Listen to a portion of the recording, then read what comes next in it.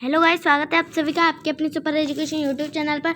और आज हम डिस्कस करने वाले हैं एट्थ क्लास महान व्यक्तित्व का तीसरा पार्ट आज हम डिस्कस करने वाले हैं, और जिसका नाम है आपका भारत। ठीक है, तो चलो स्टार्ट करते हैं अपनी वीडियो को। और अगर आपको मेरी वीडियो पसंद आए तो वीडियो को एक लाइक करें, चैनल पर आए हो पहली बार चैनल कर दे सब्सक्राइब, और अपने फ्रेंड्स के साथ वीडियो को शेयर कर लें। बेल आइकन को ऑल पर क्लिक कर लें ताकि मेरी नई नई वीडियोज़ की नोटिफिकेशन आपको मिले टाइम टू टाइम। तो चलो स्टार्ट करते हैं अपनी वीडियो को। यह तो सभी जानते हैं कि राम, लक्ष्मण, भरत, शत्रुघ्न चारों महाराज दशरथ के पुत्र थे। कि ये सब जानते होंगे कि जो महाराज दशरथ के पुत्र थे उनका नाम क्या क्या था। एक राम था, एक लक्ष्मण, भरत, शत्रुघ्न। ये चारों पुत्र थे महाराज दशरथ के। राजा दशरथ की तीन रानियां थी। और क्या होता है कि राजा दशरथ के 4 पुत्र थे और 3 रानियां थी। कौन कौन सी रानियां थी? कौशल्या, केकई और सुमित्रा। कौशल्या, केकई और सुमित्रा। भरत केकई के पुत्र थे। भरत किसके पुत्र थे गाइस? केकई के पुत्र थे।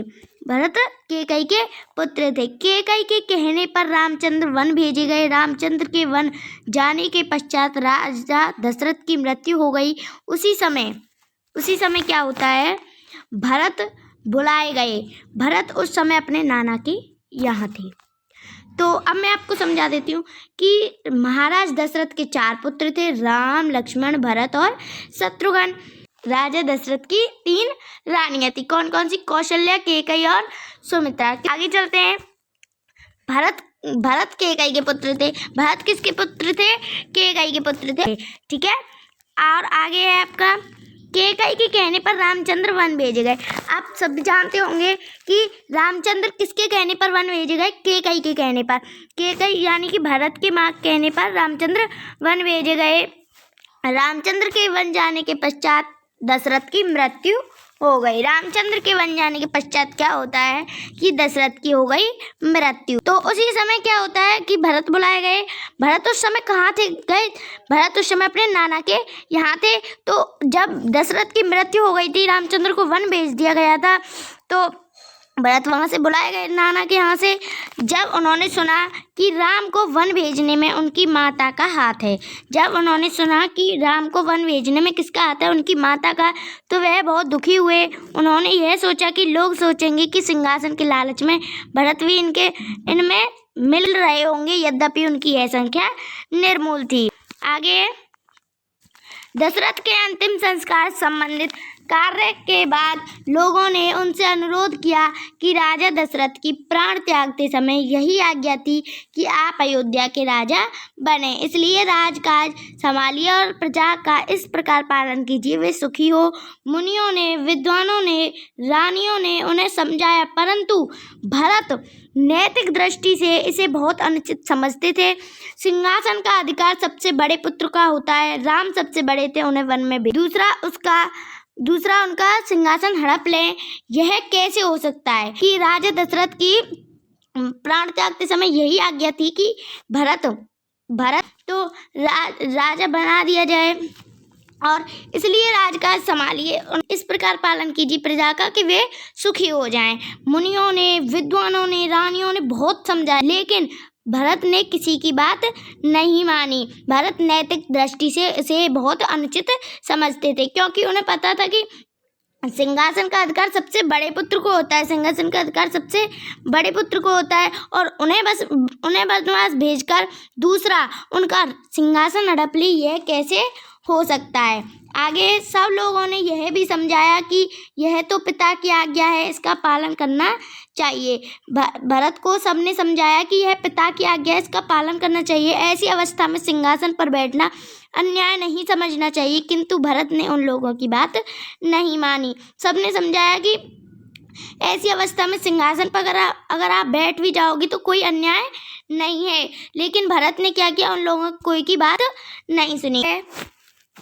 ऐसा उदाहरण है कि जिसकी तुलना का दूसरा उदाहरण संसार में नहीं मिलता।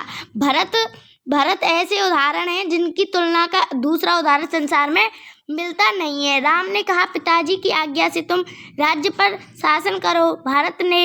भरत ने राज्य को स्वीकार नहीं किया और कहा, आपका राज्य है, नियम से विधान से आपको मिलना चाहिए, मेरा कोई अधिकार नहीं। तुलसीदास ने रामचरितमानस में इसका बहुत मार्मिक वर्णन किया है। राम ने कहा कि पिताजी की आज्ञा से तुम राज्य पर शासन करो।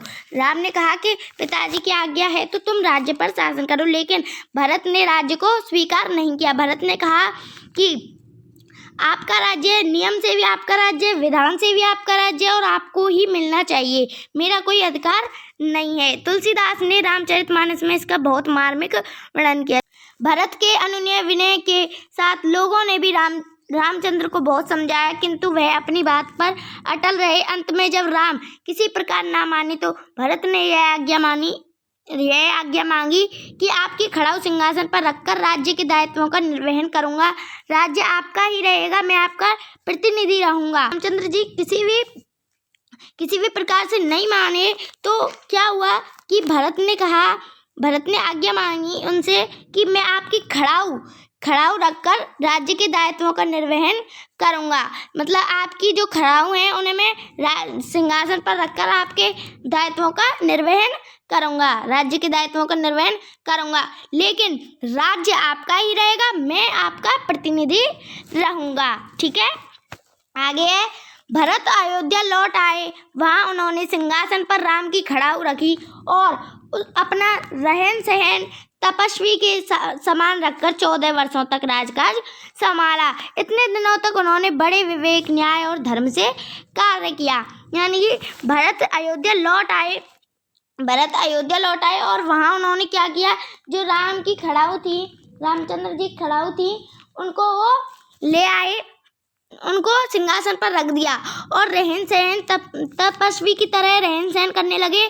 14 वर्षों तक उन्होंने तपस्वी के समान 14 वर्षों तक राजकाज को संभाला। इतने दिनों तक उन्होंने बड़े विवेक और न्याय से धर्म किया।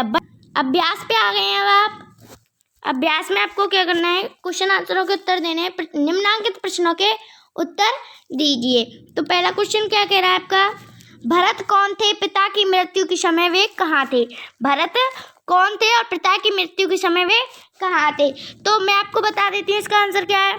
भरत कैकई के पुत्र थे और पिता की मृत्यु के समय वे अपने नाना के यहाँ थे। ठीक है, दूसरा क्वेश्चन क्या है, भरत ने अयोध्या के राज्य को क्यों नहीं ठुकरा दिया।